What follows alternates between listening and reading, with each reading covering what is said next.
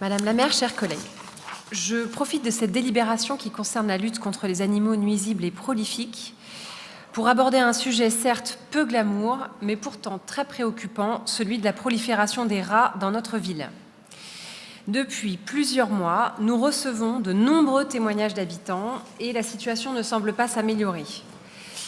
Qu'il s'agisse des Gailleuls, du Blône, de la Poterie, de Clenay, d'Arsenal-Redon, la Prévalais, des quartiers Nord Saint-Martin ou du centre-ville, tous les quartiers sont désormais touchés par le phénomène. Qu'avons-nous entendu à ce sujet ?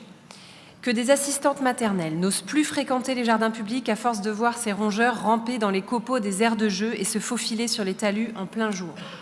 Que des parents s'inquiètent pour leurs enfants. Square Jagu, par exemple, une maman a trouvé un rat dans le filet de la poussette de son bébé.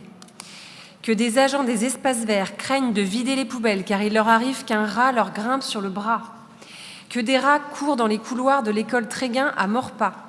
Qu'une salle de classe de maternelle aurait fermé en raison d'un rat présent dans la classe.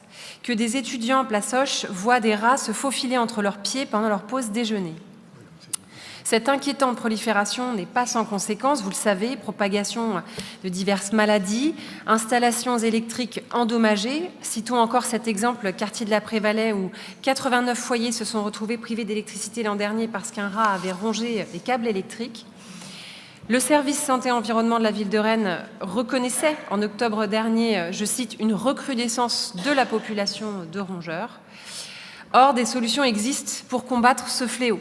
La ville de Paris a, par exemple, mis en place une stratégie de gestion intégrée, actualisée et adaptée régulièrement depuis 2017.